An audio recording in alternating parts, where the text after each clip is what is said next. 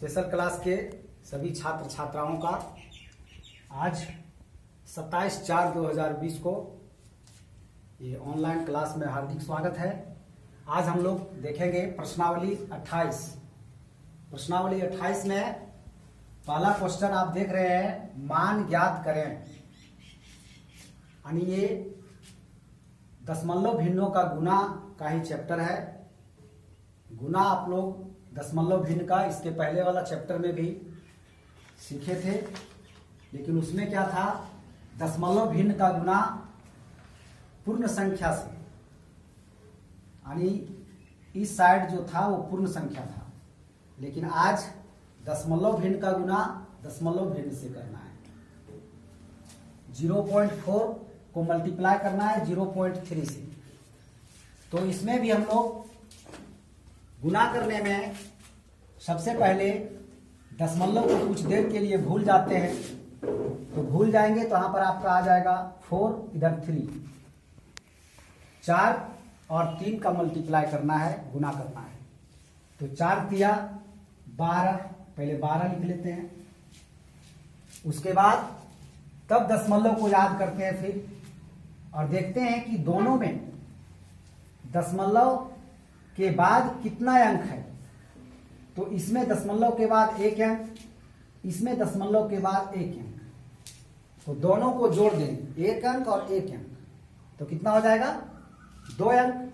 तो यानी गुणनफल में दशमलव के बाद 2 अंक होना चाहिए। तो अगर हम यहां पर बैठाएंगे तो दशमलव के बाद 2 अंक आ जा रहा है, दशमलव के पहले कुछ नहीं है तो 0.12 इसका आंसर हो गया। ठीक,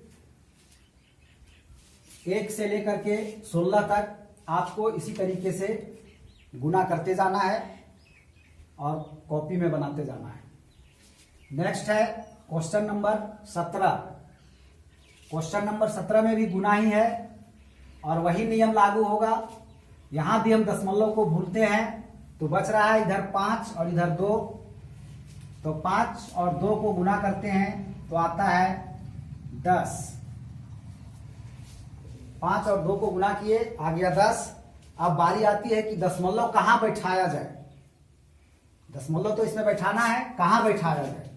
तो इसमें देख रहे हैं दशमलव के बाद 3 अंक, इसमें दशमलव के बाद 2 अंक, तो 3 और 2 5, तो 5 अंक हुआ। तो अब इसमें दशमलव के बाद 5 अंक होना चाहिए। अगर यहां बैठाते हैं तो दशमलव के बाद 2 ही अंक आ रहा है, इसका मतलब 3 जीरो और बैठा लेंगे इधर, 1 2 3, उसके बाद दशमलव आपको बैठाना पड़ेगा यहां पर, और दशमलव के पहले कुछ नहीं है तो 0, यानी इसका इस तरह से आंसर होगा। और तब इस 0 का अब कोई महत्व नहीं है। उस समय काउंटिंग में वो आया, लेकिन अब इसका महत्व नहीं है, तो आंसर आ जाएगा 0.0001, इसका आंसर हो गया। नेक्स्ट सीधा जाएंगे क्वेश्चन नंबर 34, 34 में। 34 में मल्टीप्लाई करेंगे, इसको प्रोसेस से मल्टीप्लाई करना होगा पूरा, और पहले दशमलव को भूलते हैं। दशमलव को भूल करके जो आप साधारण गुना करते हैं वैसे आप साधारण गुना कीजिए। उसके बाद अब दशमलव की बारी आती है, कहाँ बैठेगा। तो इसमें दशमलव के बाद 3 अंक, इसमें भी दशमलव के बाद 3 अंक, इसका मतलब गुणनफल में दशमलव के बाद होना चाहिए 6 अंक। तो दशमलव के बाद 6 अंक होने के लिए 1 2 3 4 5 6, यानी यहां पर दशमलव बैठेगा, यानी 32.208050। तो इस 0 का महत्व नहीं है, इस 0 को हटा करके बाकी का आंसर लिख देंगे। नेक्स्ट क्वेश्चन है 35, जो कि गुना के गुणधर्म के आधार पर खाली स्थान को भरना है। तो गुना का, दशमलव भिन्नों के गुना का कुछ गुणधर्म है, कुछ नियम है। गुणधर्म का मतलब कुछ नियम है। तो पहला नियम जो है वो है कि अगर 2 संख्याओं का गुना करना है, 5.4 गुने 6.7, तो अब इन दोनों का क्रम अगर बदल देते हैं, 5.4 पहले है, 6.7 बाद में है, तो जितना आएगा गुणनफल, अगर 6.7 को पहले कर देंगे और 5.4 को बाद में, तब भी उतना ही आएगा। आता है कि नहीं आता है? जैसे 2 × 3 करेंगे तो 6 आएगा, 3 × 2 करेंगे तो कितना आएगा? 6 ही आएगा। उसी तरह से ये है। तो उस गुणधर्म के आधार पर 5.4 गुने 6.7 बराबर 6.7 गुने 5.4, और यहाँ पर 5.4 भरा जाएगा। ये गुना का पहला नियम है। दशमलव का गुना हो या फिर साधारण अंकों का गुना हो, पूर्ण संख्याओं का गुना हो या भिन्नात्मक संख्याओं का गुना हो, उनके क्रम को बदलने से उसके गुणनफल में कोई परिवर्तन नहीं होता है, गुणनफल वही रहता है। दूसरा नियम है गुना का कि किसी भी दशमलव भिन्न की संख्या को अगर 1 से मल्टीप्लाई करते हैं, 1 से गुना करते हैं, तो उतना ही आएगा। अब आपका इस क्वेश्चन में बता रहा है, 37 नंबर क्वेश्चन में पूछ रहा है कि 8.4 into what is equal to 8.4, मतलब 8.4 को किससे मल्टीप्लाई करें कि 8.4 ही आवे? तो किससे करेंगे? 1 से। तो यहां पर 1 भराएगा, 1 से मल्टीप्लाई करना पड़ेगा, यही तो पूछ रहा है। उसके बाद आगे क्वेश्चन नंबर 38 में, क्वेश्चन नंबर 38 में जो है गुना का एक और जो नियम है, देखिए यहां पर आपको पूछ रहा है कि 6.89 को किससे मल्टीप्लाई करें कि 0 हो जाए? तो 0 से, किसी भी संख्या को 0 से मल्टीप्लाई करते हैं तो 0 होता है, इसलिए यहां पर 0 भराएगा। ये भी एक नियम है, गुना का एक नियम है कि किसी भी संख्या को अगर 0 से मल्टीप्लाई किया जाए तो आंसर 0 होगा, इसलिए यहां पर 0 भराएगा। नेक्स्ट आपका क्वेश्चन नंबर 40 है, जिसमें आपके बुक में मिसप्रिंट भी है, आप देख लीजिएगा। बुक में आपका यहां पर मल्टीप्लाई का चिन्ह दिया हुआ है, जबकि आपका प्लस का चिन्ह होना चाहिए, यहां पर प्लस का चिन्ह होना चाहिए। अगर आप सभी बुक में उसको सुधार देंगे, और तब जो इसका नियम है, जो गुना का एक और जो नियम है, गुणधर्म है, वो ये है कि अगर किसी संख्या से ब्रैकेट के अंदर दो संख्याएं जो आपस में प्लस में हो, अगर उससे गुना करना हो, किसी संख्या को ब्रैकेट के अंदर की दो प्लस में जो संख्याएं हैं उससे गुना करना है, तो आप ऐसे करके जितना आंसर आ रहा है उतना ही आंसर आएगा जब आप इस संख्या को ब्रैकेट के अंदर की एक संख्या से मल्टीप्लाई कर लीजिए और फिर इसी संख्या से ब्रैकेट के दूसरी संख्या से मल्टीप्लाई कर लीजिए और दोनों को जोड़ दीजिए। आप यहां पर इस तरह से अगर इसको कैलकुलेट करना रहेगा तो आप क्या करेंगे? इसको कैलकुलेट करना रहेगा तो पहले ब्रैकेट का काम करेंगे, इन दोनों को जोड़ेंगे कि नहीं, उसके बाद 5.3 से मल्टीप्लाई करेंगे। लेकिन अगर वैसा नहीं करके 5.3 से मल्टीप्लाई कर लीजिए, पहले इसको अलग रख लीजिए, फिर 5.3 से मल्टीप्लाई कर लीजिए इसको, उसको अलग रख लीजिए और फिर दोनों को जोड़ दीजिए, तो फिर उतना ही आएगा, आंसर उतना ही आएगा। तो ये है, यही नियम को ये दर्शाता है। तो इसके बराबर 5.3 इंटू 2.3 प्लस 5.3 इंटू 1.4, यहां पर भरा जाएगा आपका 1.4।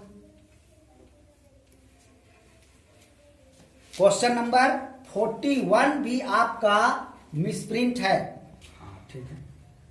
अब 40 हो गया, अब 41 में भी आपका मिसप्रिंट है, सेम इसी प्रकार का, और दोनों क्वेश्चन एक जैसा बनेगा, 40 के जैसा ही 41 बनेगा, लेकिन उसमें भी ब्रैकेट के अंदर जो है वो मल्टीप्लाई दिया हुआ है, उसको आप प्लस कर लेंगे और इसी तरह से बनाएंगे। उसके बाद आते हैं 42 में। 42 में भी 40 और 41 के जैसा, केवल ब्रैकेट के अंदर का जो चिन्ह है वो उन दोनों में प्लस में था, इसमें माइनस में है, नियम एक ही है।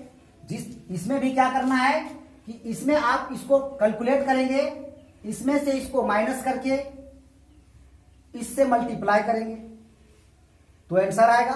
दूसरा तरीका कि इससे इसको मल्टीप्लाई कर लीजिए और इसी से इसको मल्टीप्लाई कर लीजिए और फिर माइनस कर दीजिए, तब फिर वही आंसर आएगा। इसलिए अब यहां पर हम देखते हैं कि कहां पर खाली यानी 65.34 से इन दोनों को मल्टीप्लाई करना पड़ेगा अलग अलग और माइनस करना पड़ेगा। ठीक है, तो एक यहां पर देखिए 65.34 को 2.43 से मल्टीप्लाई किया है, इससे बाकी है, इसलिए इससे यहां पर 8.23 आ आएगा, 8.23। उसके बाद अब आते हैं क्वेश्चन नंबर 43 में।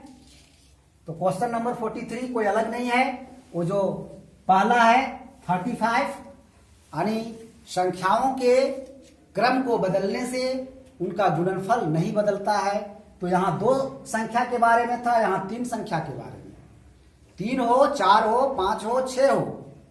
मान लो कि 2 into 3 into 4 into 5 into 8 into 9 into 6 है, कुछ भी रहे, और फिर हम बाद में क्रम को बदल दें, 9 पहले लिख दे, 9 इंटू 6 इंटू 2 इंटू 3 इंटू यानी उन्हीं को बदल दे, तो फिर गुणनफल में कोई परिवर्तन नहीं होगा, ज्यों का त्यों आएगा। तो यहां पर वही किया गया है। यहां सबसे पहले है 6.43, यहां लिख दिया है 8.32 को सबसे पहले, और 8.32 को लिखा और 18.35 को लिखा और इसको छोड़ दिया है, तो इसको लास्ट में लिख देंगे।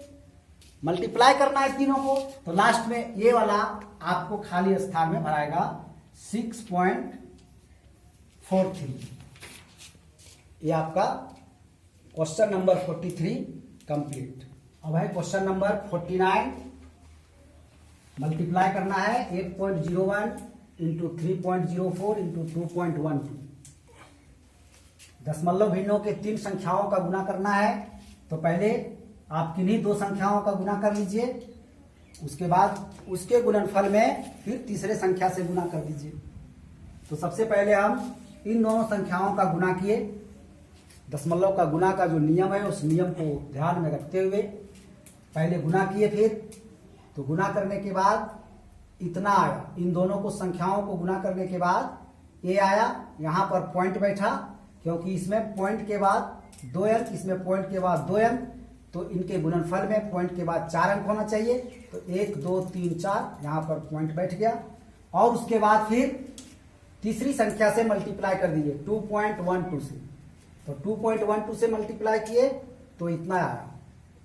अब यहाँ पर कहाँ पर बैठेगा, यहाँ पर बैठाने के लिए हमको यहाँ देखेंगे कि इसके बाद पॉइंट के बाद है 1 2 3 4 डिजिट, इधर है 2 डिजिट, तो 4 + 2 कितना हो गया 6। तो 6 डिजिट के बाद आनी बैठना चाहिए इधर से, राइट साइड से, 1 2 3 4 5 6 आनी यहाँ पर बैठेगा। यहाँ पर पॉइंट बैठा दिए। अब ये आपका आंसर हो गया 51.622848। आपका ये हो गया आंसर।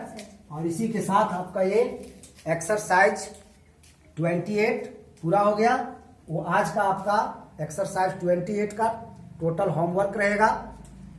इसको पहले रफ में बनाना, फिर फेयर में बनाना, फिर इसका रिवाइज करना, और हर तरह से आप कंप्लीट रहें कि एक्सरसाइज 28 तक आपको किसी भी तरह से पूछा जाए, कोई भी क्वेश्चन दिया जाए तो आप उसका जवाब दे सकते हैं। और नेक्स्ट डे कल होगा दशमलव भिन्न का भाग, जो एक्सरसाइज 29 में है।